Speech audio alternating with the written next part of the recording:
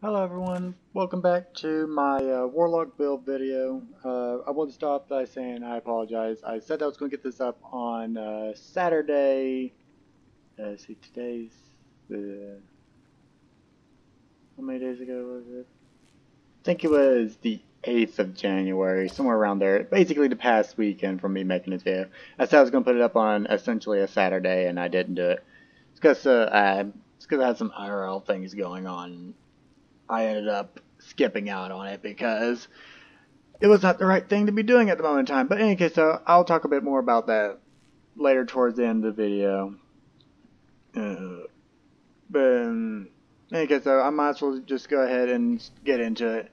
I want to say Warlocks, I liked them back in D1. I don't like them quite as much in D2. I don't know what it is. Maybe it was just me transferring over from console to M and K, and I just didn't like the way they felt and stuff like that. I don't really know what it was. They're just my least favorite class to play in the game. That said though, I still retain my same thoughts and opinions on them as I did back in D2. I much more prefer playing my Warlock as a support class. But in any case though, starting with let's go ahead and get into the actual build here. Don't take my words for as basically saying my experience with Warlocks is limited. I'm not the best qualified to talk about builds, but I'll talk about a couple of builds that I know of here and there, and what you can use to make your Warlock a little more powerful, or basically just to get your foot in the window. Let's talk about a PvP build. For starters, because I always have some type of mobility-based build associated with a mobility exotic on every one of my classes.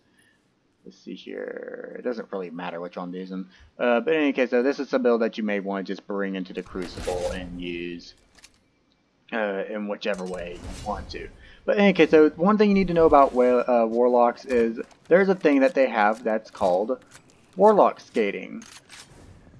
Of course, generally when I'm running a Voidwalker subclass, I generally like running Blink, and this is the only reason why I still like Warlocks in general, is I just enjoy using Blink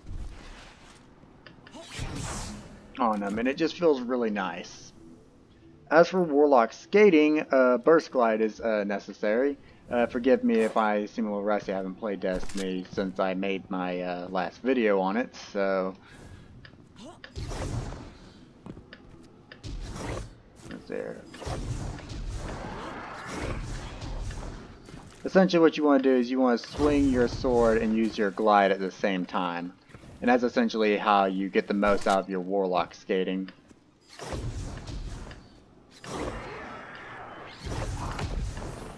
Now, if you want to Warlock skate a little bit faster, you want to use a very specific exotic in the game as your exotic weapon. I don't have it currently because I didn't bother to go and get it. When I was playing back on console, I had it, but here on PC, I didn't. Ward Line 0 is going to be your #1 best Warlock skating sword. The idea is you want to be sprinting for a little bit, and then you use your power attack on it, which basically causes you to do something similar to what Blink does, except for you're doing it with a sword. And then when you do that, you want to press your jump button, similar to how you Warlock skate with a normal sword.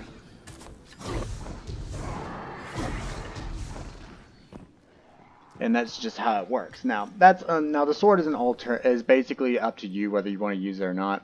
But the idea here is with this build, you can use whatever subclass you want. Transversive Steps is essentially going to be your mobility-based exotic, and of course, if you know how you can Warlock skate without a sword, anyways, you just have to get it down. One little quick tidbit: stairs.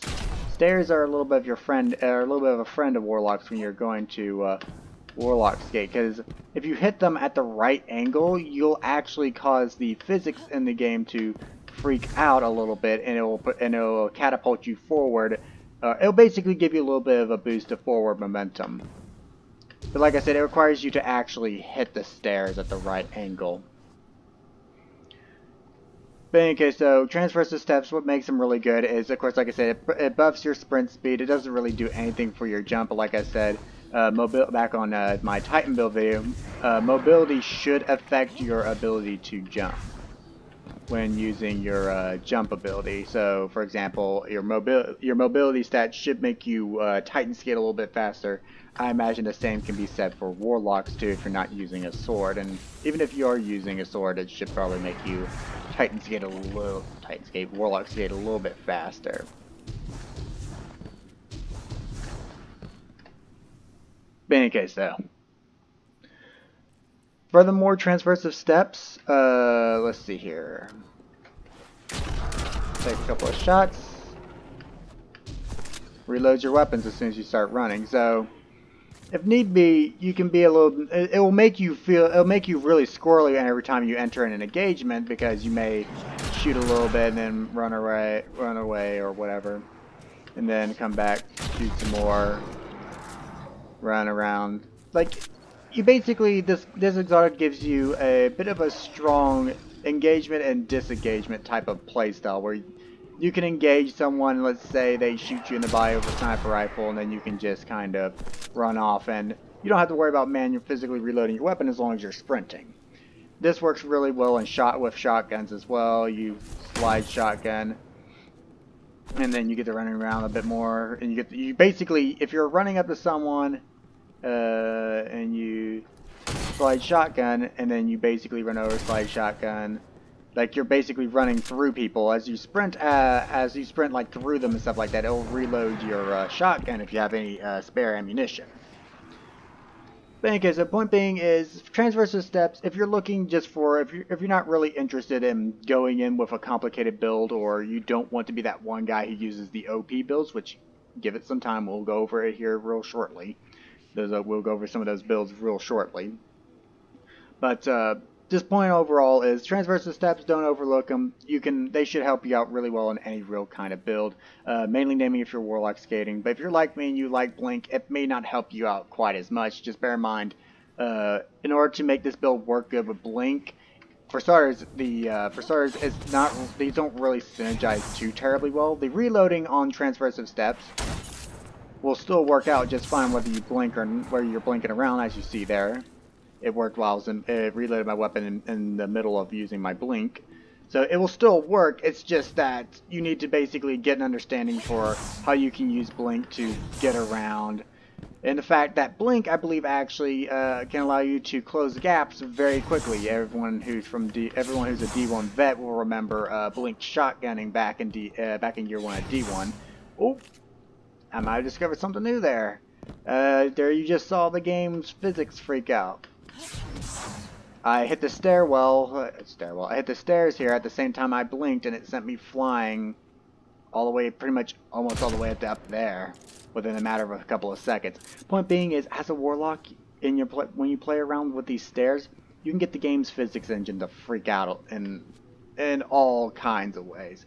It may kill you, on some occasions it may kill you, on other occasions it may not. It has yet to kill me though, so feel free to play around with stairs and how they may bounce you all over the place.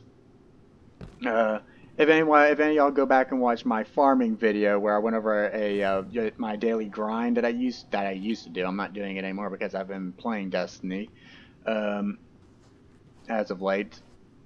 But part of that, there was a stairwell I went down when going into that specific lost sector in that video. And as a Warlock, I always make sure to jump, and then at the right time, I'll jump at the same time as I hit the bottom bit of the stairs here. And I'll basically then jump boost, and it's kind of like using the sword glide and stuff like that. Well, that said, though, let's move on here. I want to also mention lunafactions with your well. Regardless of whether you're using the healing rift or the empowering rift. Go grab some orbs here. Also, let me look through what else I have here that may work in combination with it. Also, there's another PvP PvP exotic you can use right there. Ooh, we don't have to go over that. We're going to have to go this one as well. Because this right here is basically Warlock's version of OEM, but a little more broken, if you know what I mean. Luna, if you're doing a support build, Luna Factions is your best friend. Even though it doesn't automatically reload weapons, it still increases your reload speed by quite a bit. Let's see here. This is a hand cannon decked out for reload speed. I think it has alloy mag on it, so just to make sure I don't proc that. That's just a normal reload speed buff from this well. As you see here, it's got a handling masterwork and it does have alloy mag. If you all remember my sniper rifle I went over, empty out the mag hopefully before this wears off. There it is. You see there, that reload buff you can start to stack those reload buffs really quickly between the reload speed increases that you can get from your gauntlet perks, reload masterwork, alloy mag, lightweight frame weapons that will give you a boost to emptying out the magazine on your gun. If I remember correctly, no, that's a rapid fire frame shotgun I'm thinking of. Is this rapid fire frame? Yeah, this is rapid fire frame. Fire full auto with deeper ammo reserves.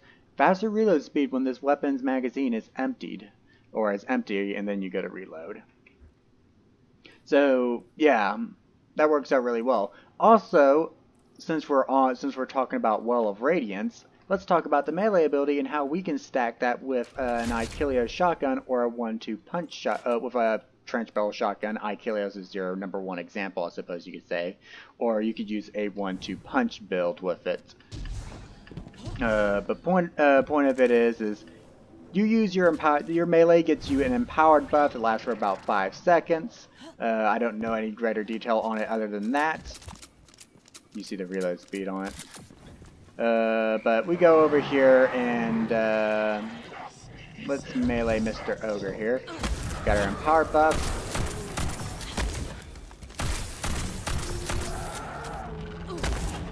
And there you go.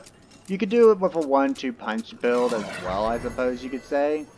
But the point is the empowering perk goes really, really well with Warlocks and these specific shotgun builds. So I would say if you're looking to do a really good DPS build on your Warlock, try to look into using that empowering melee on your middle tree Dawnblade.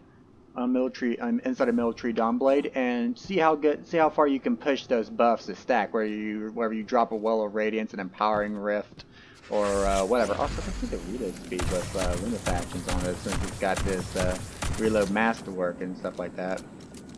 Ooh, oh my, yes please. I like that reload speed. People are going to be trying to. I realize with the changes to Luna Faction boosts, people are still looking for ways to get around the reload, get around having to reload your weapons. For example, there's still a build of hunters, I believe, that allows them to automatically reload their weapons thanks to knife trick melee and using, I think it's Sealed Ahamkara's Grasp. I'll probably mention that build, even though it's not a build I use. I'll mention it when I go to talk about my hunter. More on when that video. I'll talk about towards the end. At the end of the video, I'll talk about when I may have that uploaded, or how I'll be doing my videos when it comes to that. But in any case, when it comes to that stuff. In any case, though, Luna Faction boots definitely still don't overlook them. They can work out really well for you, irregardless. So let's go to helmets. Do I want to do any of this? If you're looking to get art kills, Crown of Tempest, and let's say you could do the middle tree Chaos Reach, because you get kills and when you get a kill with your arc ability, that increases the where is it? Pulse Wave. Where is it?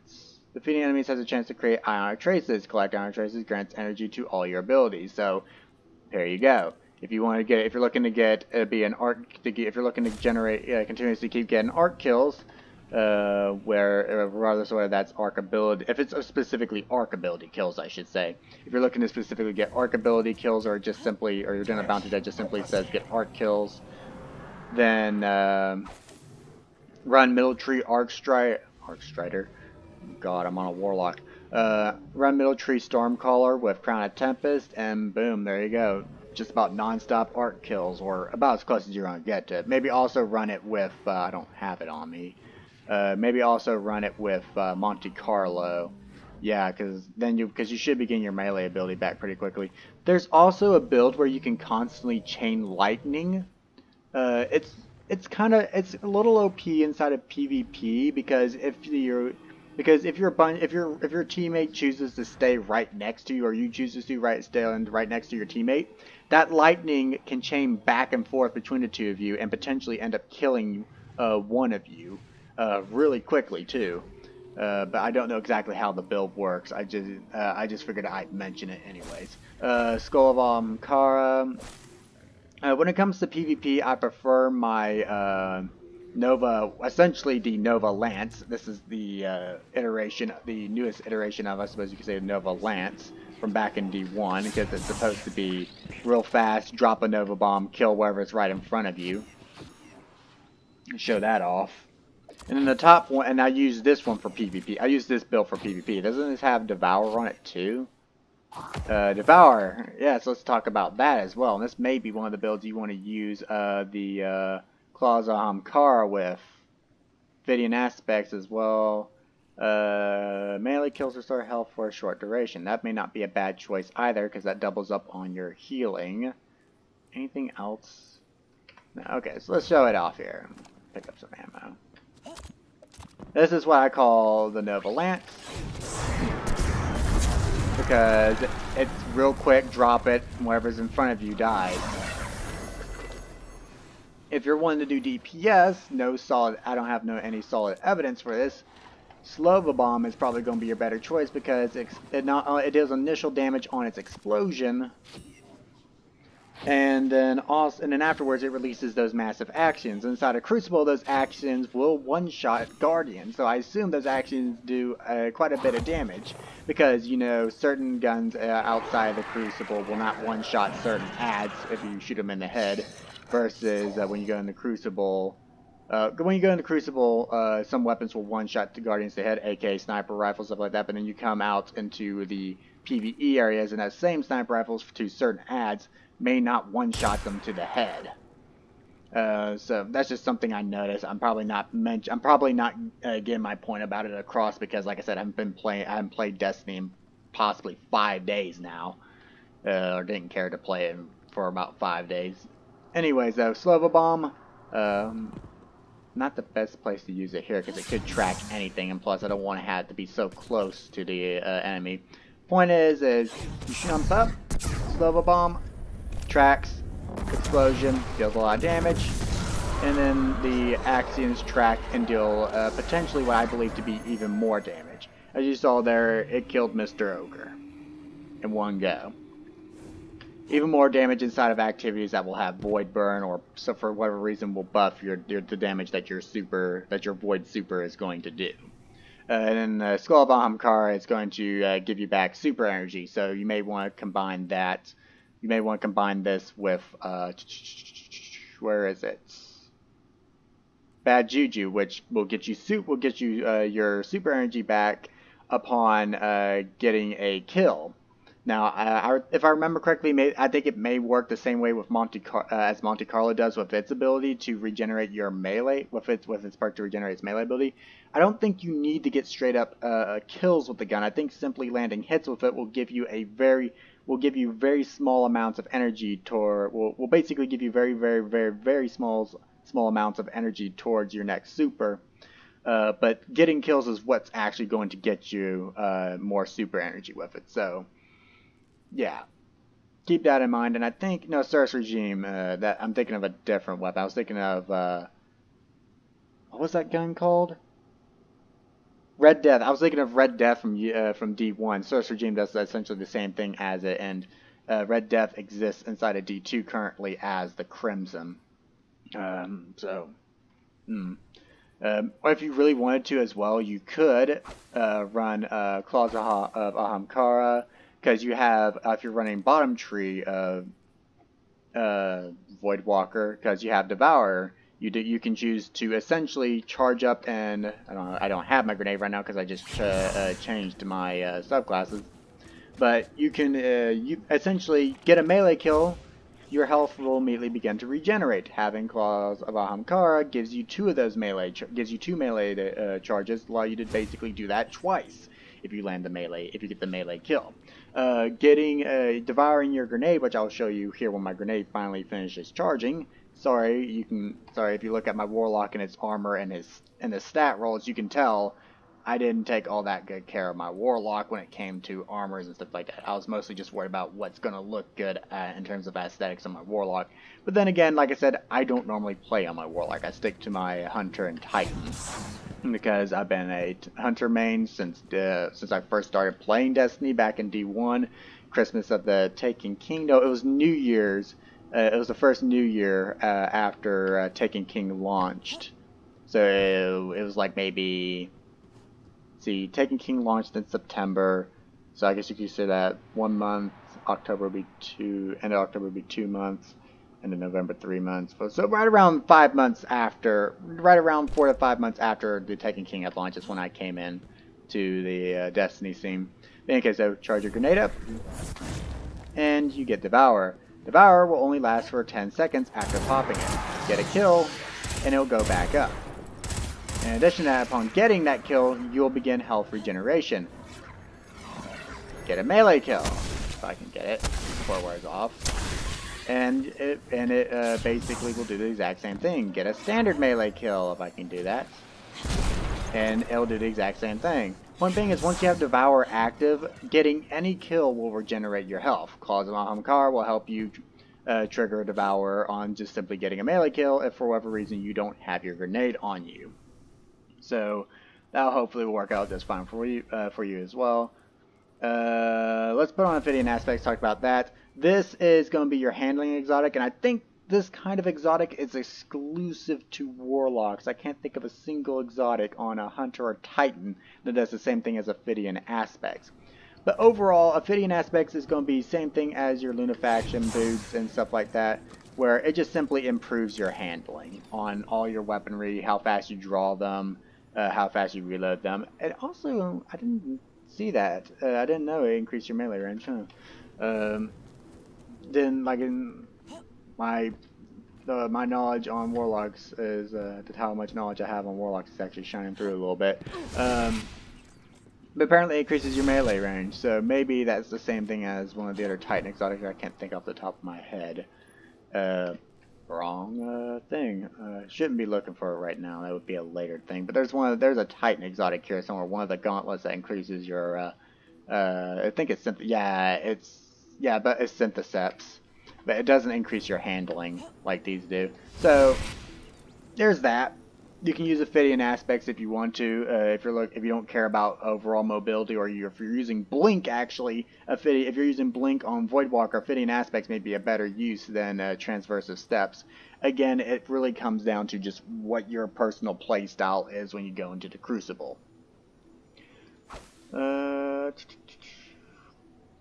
Another thing you could do, instead of running Claws of Ahamkar with Devour, you could run Karnstein Armlets. Or if you don't like running bottom tree Nova Bomb, you could run top tree, and or if you're running, granted, actually if you're running military, I'll talk about why you wouldn't want to be using Karnstein Armlets. But if you prefer using top tree, you may want to run Karnstein Armlets to basically have a miniature version of Devour just upon getting a simple melee kill. Let's talk about a support build if you're running, if you're a Stormcaller, if you want to be a Stormcaller main. Arc Souls is really helpful. Run that with maybe a Healing Rift for standard stuff. If you're going for standard play, whether that be going into Crucible solo or going into Strike solo, if you're running anything like that, Healing Rift will work out just fine for you. But if you're going into a little more of a competitive activity, such as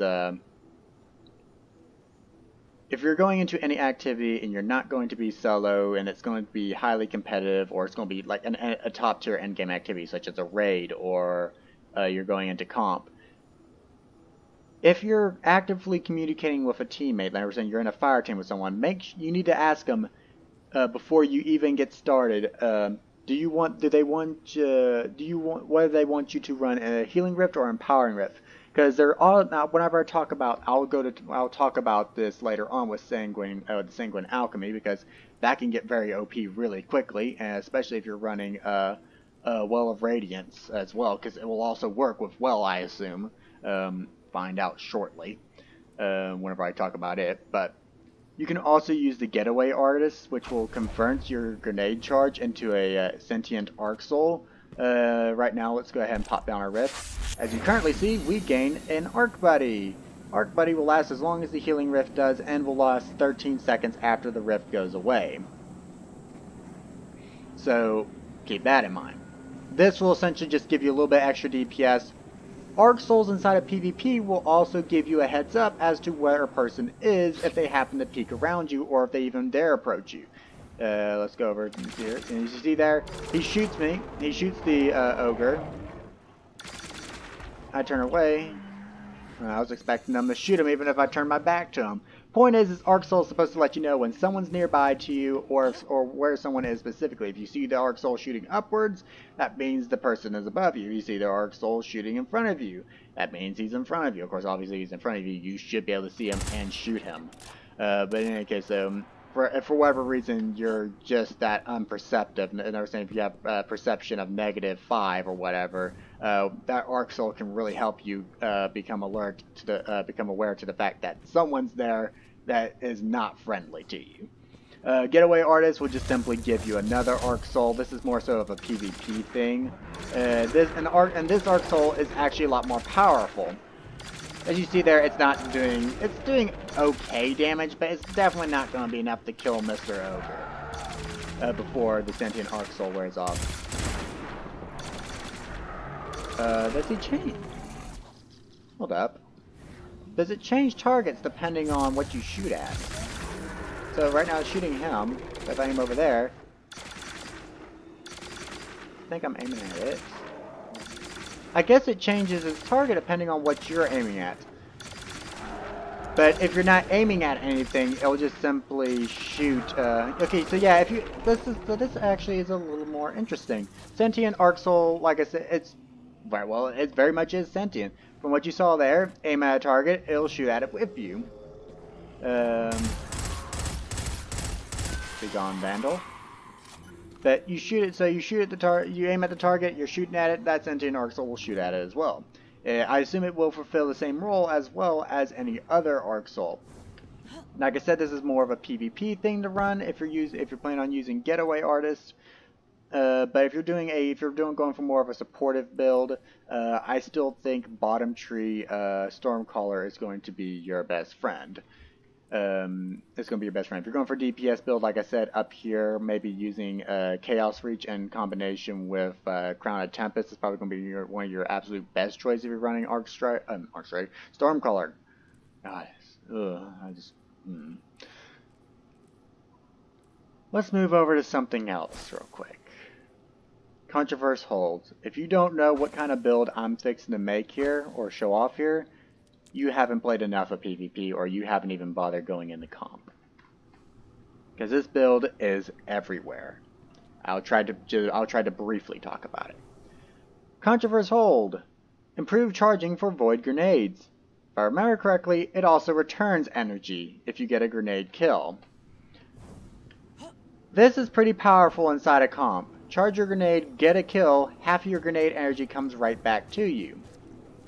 Meaning if you regardless where you win or lose that one match, the very next match you will have your handheld supernova going right back to you and just being available for you to use right then and there. Handheld supernova is the one-shot ability for Warlocks, and this is the one thing that changed my view as to how balanced Warlocks were. Before I got killed by endless handheld supernovas, or what felt like endless handheld supernovas, at the bare minimum, I thought Warlocks were the most balanced class in the game. Not anymore. That and maybe, like I said, the arc chaining build that you could do, and then of course the handheld supernova build. It's absolutely ridiculous.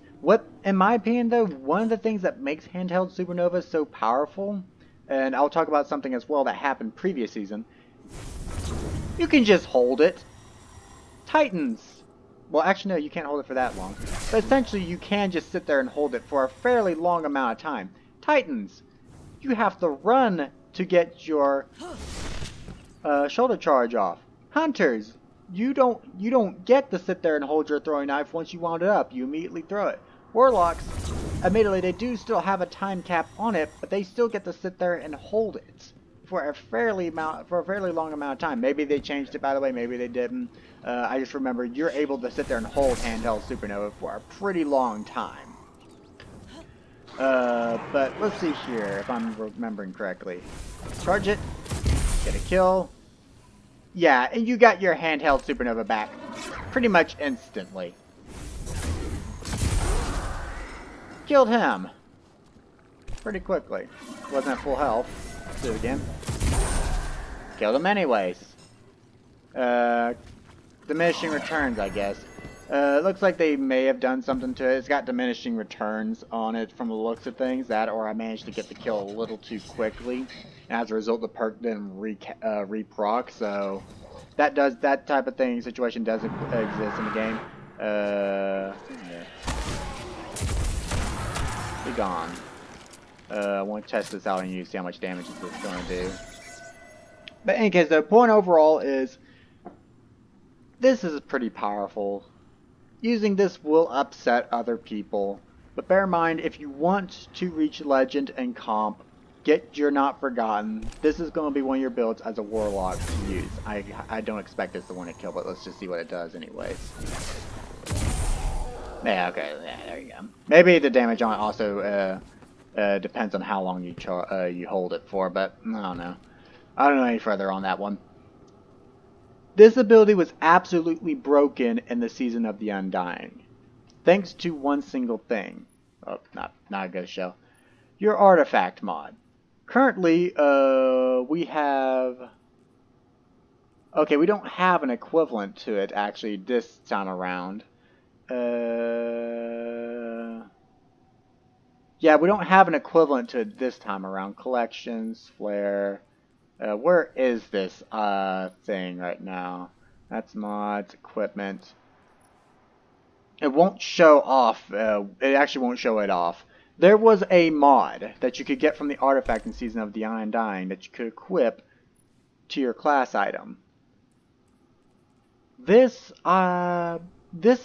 perk was called Oppressive Darkness, and what it did was it made your grenade. When your grenade made contact with any opponent, it would apply a weakened effect to them, meaning you would get damage-based crit numbers. You know when you shoot your tether at you hunters, whenever you or people who have played with hunters, when they shoot their tether and they tether someone with it, they tether an enemy with it, you start shooting that tethered enemy and your numbers start showing up as yellow, like you're doing crit damage. See, yellow numbers. That's the weakened effect, and that's what Oppressive Darkness did. Handheld Supernova still has a range cap to it, as you see. It only will kill from so far. Half of where you saw it go off at, right there, halfway, come back about half that distance is the one. When you have that distance at which it exploded from, that's your one-hit kill range. Where the absolute maximum range you saw it go off at is where you will still hit your target, but you won't be able to instant kill them. With Oppressive Darkness, you could kill them from that exact distance, and it was absolutely insane and broken. It was just that crazy. So, yeah. Controverse holds Handheld Supernova. It's still pretty much one of the most OP loadout, or most OP combination builds you can run in the Crucible, at the bare minimum.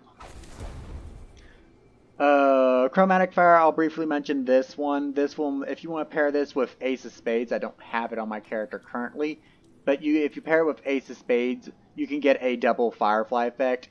You can basically get double Firefly. Basically, you shoot an enemy in the head, you get a precision kill. I don't think I have a similar weapon to that in my current list of weapons here. Point is you get a precision kill on them, they'll explode into a plume. You get a precision kill on an enemy, they'll explode into a plume of fire. Excuse me. you can, if with chromatic fire on, you can shoot them in the head, and when you kill them, with that precision kill, you'll get an explosion from Firefly off of the Ace of Spades, and then you'll get a second explosion caused by chromatic fire. I want to say there was a change to this at one point in time, so I'm not sure if it'll still work that way. It should still stack with Dragonfly, though, which is basically a weaker version of Firefly. So keep that in mind when using this. Starfire Protocol. There should be an exotic in the game currently that allows you to instantly throw grenades as a Warlock. Is it Sunbracers? I think it may be Sunbracers. I don't remember what it was. There was one exotic somewhere here in the game that allowed you to instantly throw grenades. There was something. Well, basically saying if you swapped over to we'll go ahead and swap over to subclass now, but I won't swap to the subclass tree. If you use something like top tree or bottom tree Dawnblade, there was an exotic in the game that allowed you to infinitely throw grenades, similar to that of the Sunsinger from back in D1. I think it was Sunbracers. I'm not entirely sure. Sunbracers. I think it's Sunbracers. But in any case, let's go ahead and move on though to the final build we're going to talk about. And if you like your high impact frame sniper rifles, this would be a very OP build. I don't think I have a high impact frame sniper rifle on this character. But if you're looking for good examples of high impact frame sniper rifles to use, let's see here. Let's start with a power weapon, by the way, because no matter what, with Whisper of the Worm, you can one-shot body people with this build. And I don't think it really matters what their resilience is. Most people don't generally run high resiliences, but... And I don't know what the exact resilience number that is needed in order to body shot someone. I think it was like if someone has a resilience of right around 5 or lower, you should be able to one-shot body them using any high-impact frame sniper rifle with this build that I'm fixing to talk about. But Whisper of the Worm, I think, can one-shot body any Guardian using this build that has a resilience of 8 or lower at the bare minimum. So, pretty crazy build. Talking about legendary sniper rifles that you can use, though, the two sniper rifles I imagine will come to people's mind right off the bat will be Tatar's Gaze or By the Fox, which, to be honest, that's probably going to be your two choices. What other high impact frame sniper rifles do we have? Revoker will do the job just fine. Trophy Hunter, I imagine, will do the job just fine as well. Let's see here. Pretty much, if the sniper rifle is a high impact frame sniper rifle, it should get the job done. Where's the other Gambit sniper rifle? Because I know it's a high impact frame sniper rifle. Because you had Soul Survivor. Long Goodbye isn't the other high impact frame sniper rifle from Gambit. Oh, Dread Adventure. There you go. There's that one. I'm thinking though some more along the lines of By the Fox or Tatar's Gaze, because you may want to have opening shot on them as well, just to max out the aim assist. But in any case, the point of this is Rift grants enhanced radar and marks enemies. Now, to be honest, it only marks enemies up to a certain distance, so keep that in mind if you do use this build. Izanagi's Burn is probably going to be the absolute best choice here. I want to throw on Devil's Ruin, but Izanagi's Burn is my only sniper rifle on this character that even approaches the class of high impact. Let's plant this rift, shall we? See? Target. Target. Of course, I'm outside. I'm on the very edge of my rift. I'm still tracking some of these guys. I think the distance for this is actually 30. It's right around 30. And is an in-game 30 meters. By the way, I'm going to link Camicake's channel in the description below, because he's the person I found out about this build from, and I believe he's either he is the creator of this build, or he knows the person, or he knows who created this build. So, like I said, that's the only reason why I know about this build. Let's see if this works with Well of Radiance, and let's see what we can do here with this. Oh, by the way, also, you want to be running Empowering Rift if you want to be one-shot bodying people outside of your Well of Radiance. So, Well's got a pretty large distance, so let's drop this right about here. Let's drop our, actually we don't have a normal rift just yet. I'm going to use the normal rift to try and push this the distance of this a little bit further out, assuming it'll work with both Well of Radiance and your normal rift. which I'm willing to believe without a doubt it actually would work with Will of Radiance. Okay, so we're still tracking him, moving to the outskirts of the rift. Okay, back off.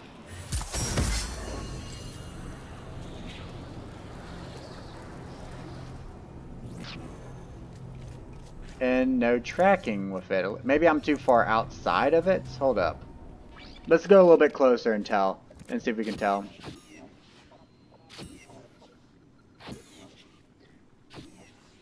Point overall is this build is meant to one-shot body people in the Crucible. Alright, this is going to do damage to him, but... No, it doesn't track him. Okay, so maybe not with Well of Radiance.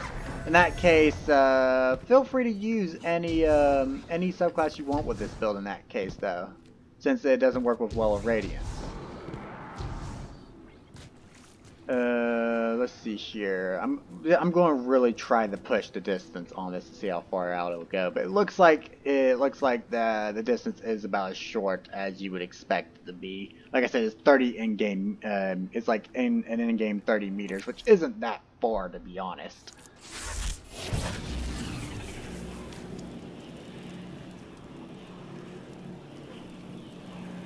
Still on the outskirts of this rift. There we go. There you go. So that's about the distance you can expect to be able to shoot from. And still have, that's the distance you can be from a person in order to track them. But essentially, it's meant to do, it essentially does the same thing as Ouyang. Is it powerful? In the hands of the right player, yes. In the hands of the player that I found out that I learned of this build from, being Kamikakes, in his hands, it's extremely powerful. If this build is used by a top tier player, it can be really powerful, is the point. Someone who understands the build and uses it non-stop would also be able to make it feel really OP. But in any case, technically, Sam, that's the end of it. I don't really have any other builds I can talk about here. That would be of any help to anyone who wants to be a Warlock main or any other real exotics. Hold up. This exotic has actually been disabled. There's another exotic here, and it's the same thing as what happened with the Worm God's Caress. Winter's Guile. And this essentially had a glitch going on with it where if you're doing a 1-2 punch shotgun build, you can do Winter's Guile, and you can basically walk up to the enemies. You can get the melee kill on them, and then melee kill, melee kill, melee kill, until you get the maximum stack of the Winter's Guile's buff. And then if you went over to your thing, we're going to use Controverse Hold as an example of it. If you went over to your gauntlets and swapped it back on real quick, you would sustain the buff, but there would be no timer on it, and as a result, it would be an infinite melee buff until you got a kill or moved between two load zones. It was really powerful. And pretty much just as powerful as the Worm God's Caress build going on with Titans. The only thing was Titans could make better use out of it than Warlocks could, technically saying. Maybe one exception to that would be running the Celestial Fire perk on the up top and stuff like that. I didn't talk about Heat Rises as either. I'll talk about that in just a second as well, because that's actually worthwhile mentioning. For the time being, is worthwhile mentioning. But in any case, so you could, for this build though, with Winter's Guile, you could probably use something like that and get a lot of damage out of it. But it would be burst damage. You would probably only get to use it inside of an activity that has Solar Singe on it. But in any case, that has Solar Singe. That has Brawler ROM, so that you can keep getting your melee back a lot faster and stuff like that. In any case, though, the other thing I want to mention real quick, using Top Tree here, using the Heat Rises perk. There's another YouTuber, I have linked him in the description before in one of my videos, TV. He's a sidearm maniac. He loves his sidearms. Also, PSA, everyone's already talked about this though, but I never talked about it myself. Pyrogenesis works as follows. It says that the magazine's refilled whenever you fire a laser.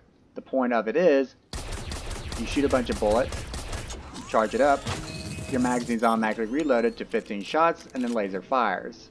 That's how it works. So, don't feel free to sit there and try and tap it like it's a fusion rifle in order to kind of charge it up, bear in mind that everyone can see where you're firing at that point, but everyone can figure out where you are because you're firing at a doorway, and as a result, they can see from around that corner over there that, hey, there's a guy firing, and from the direction from the direction the bullets are coming from, that means he's over there somewhere and stuff like that. So they basically know where to shoot you from.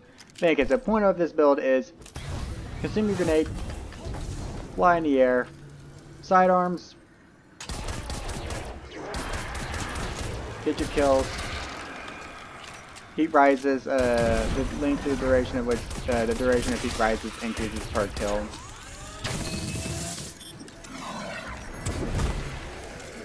The point is if you like flying as a warlock, this is your build right here. Sidearms makes it feel a lot nicer in the Crucible. It can work out pretty nicely. You can use other guns too. Hand cannons are probably going to be your better weapons. Basically, are going to be your only other weapon, primary weapon of choice. Point of it is you're supposed to be using something that feels light and snappy, like sidearms or hand cannons. But that said, though, that's enough about the builds. That's about every warlock build I can think of, or anything worthwhile mentioning for anyone who wants to become a warlock main. With that said, though, everything else out of this video is mainly going to just be about what I'm planning on doing with my channel and stuff like that, or what I really plan on doing as a result of video uploads. So the reason why I didn't upload my videos is I was going through some rough stuff IRL. I've been looking for a job for about like at least 3 months. I've applied, and every month I at least applied to, at the bare minimum, applied to at least 50 or so jobs. Or at least tried to apply to 50 or so jobs. I think right around Christmas I stopped applying for a couple of weeks just because it's the holidays. I figured it's better to not stress out about it, just sit back and cool it down and relax for a bit because it's the holidays. No reason to stress over it. No reason to stress over it for the time being. Bear in mind, after the holidays, that stress came crumbling down on me in a lot heavier fashion than what it was before. And I said once the new year rolled around, it was horrible. And from the time that I last uploaded before this video, I basically had decided to go out, run all around where I live, basically going to any nearby cities, all around the town I'm in and stuff like that. Basically just anywhere and everywhere around me that could potentially have a job offer. Go out and visit these places. I've been looking around online, applying to jobs online. My main skills are in art, and that's pretty much where my talents also lie as well. I know how to use Photoshop and Illustrator. I'm certified in using both. But that's about it. I draw. I'm mainly just an artist. I sit down, I draw, and I know how to draw on the computer as well. And I've been able to sit down, practice making logos and stuff like that. I even have an entire file. It's not saying it's a JPEG, but and I can't open it up now because I'm using an older version of Illustrator that isn't so friendly to files that were first created in the newer versions of Illustrator, so I can't reopen it in the form of Illustrator that I have currently. But and that side of that file, I basically recreated almost every Destiny logo I could find. Basically the OG Destiny logo, the Trials of the Nine logo, and Trials of Osiris logo, the class logos, subclass logos, gun perk logos, a whole bunch of different logos. I think one of the last logos I recreated was the Forsaken DLC logo, and then after that I basically had lost access to Illustrator, to the newest edition of Illustrator, and it was a little while before I gained access to Illustrator. I think it was 9.0. It was an older version of it, and that my mom used whenever she was working, and she just gave it to me and said, hey, I know you like messing around in Illustrator, so go ahead and play around. Here you go, just play around with this if you want to. I don't need it anymore. So I went ahead and said, yeah, sure, and I basically took it off her hands. She also gave me a thing for Corel Draw, which I have yet to install onto my computer. I probably should do that at some point in time in order to gain a little bit of experience with it. But the point is things are really stressful for me IRL. YouTube, I decided to do YouTube because A, that's at least a little bit of money coming towards me. So at least I'm not. So at least I'm making some kind of money in the process. Though if my channel for whatever reason does kick off, I do plan on putting that money back towards the channel in the form of getting a monthly, basically get the equivalent of a monthly membership that allow me to use Premiere Pro. So because I know how to use it, it's just I'm not proficient at using it, nor am I certified to use it. I know how to use it a little bit. It's been a long time since I have last used it though. But in any case, the point is if I make a video on my channel, it may be, I may not be on Destiny. There may be times where I may go weeks without uploading videos. It's just that things aren't good for me, and things are just not good for me at all. I'd rather not say much more about it. It's just that I'm going through a pretty rough time. Things are kind of happening that I don't really understand too much. It just may be me being young and a little less mature than I personally think I am, or being less mature than people have said that I am, or whatever. Not trying to gloat or anything, or sound like I'm trying, or not trying to sound like I'm gloating, not trying to give a sob story either. I'm just giving y'all the straight up the reason why I didn't upload this video when I said I was going to. But that said though, I hope you guys enjoyed the video. I will try to get the video on hunter builds out as soon as possible. Again, hopefully sometime during this week. But then after that, as what I said essentially goes into effect. It may be weeks before I upload a video, and in the next video I may upload may not be on Destiny because I don't feel like playing Destiny anymore. I'm kind of burnt out on it. Or I shouldn't say I'm burnt out. I just haven't felt the urge to play Destiny. I haven't felt the same kind of passion I had towards playing Destiny like I did previously. Destiny originally was a game, was one of many things that changed my life and made me try to strive a bit more for myself and trying to make my life better. But as of late, it just doesn't feel like, I just don't feel that way about the game anymore. It's not something I'm having fun playing with anymore. When I play it, it's just more so one of those things of, okay, well, I'm playing it again. I want to be able to min-max my account, make it one of those really OP looking veteran accounts that you would see from veteran Destiny players, but like I said, I just haven't felt the passion to do that anymore lately. Like I said, other games you may see me, if you want an idea of any games I may upload videos about in the future, maybe Dark Souls and breaking down its systems and talking about some builds, some first time builds you can use there, and kind of what an ultimate end goal build may be for most players playing Dark Souls for the first time would be. That's one video I think I would be interested in making. What other games? Maybe talking about Doom. Doom Eternal is supposed to be coming out. I can't remember when it was, but sometime this year in 2020. I love Doom, and if I can get Doom Eternal and be just fine financially, then I probably will. But overall, it's just that YouTube is something that I'm probably going to be setting to the back burner. And given my channel hasn't been as popular as other channels would have been, they're saying, even though it's not, basically saying my channel's not been popular enough to sustain itself in any shape, form, or fashion. This is just something I need to keep to the side as a hobby as a result of it not being able to sustain itself. But if it ever comes a time where it can sustain itself, this may end up being something I do on the side. And like I said, most of all the money I may end up making off the channel will go into a form of savings that will be used that will be put back into the channel in some way or another. Any money that's not put back in the channel will be put towards like keeping me alive and well fed and stuff like that. But like I said, this would be something that would be more so of a hobby thing. I am introverted. I don't like getting out very much. I don't like talking to others very much. Hence why I have soloed. Pretty much everything I've done in Destiny 2 has been solo. I just don't enjoy being around other people, talking to other people that much. But I still have things I like to say, my own thoughts and opinions on certain games, stuff like that. Hence why I uploaded the videos that I did onto YouTube. But like I said, I need to end the video now. I don't want it to run on an hour long because, like I said, I don't have a way of editing these videos just yet. So I hope you guys enjoyed it. I hope I didn't ruin anyone's day with my sob story, I guess you could call it. All I can say is I'll be trying my hardest to do what I can, and hopefully things will get better.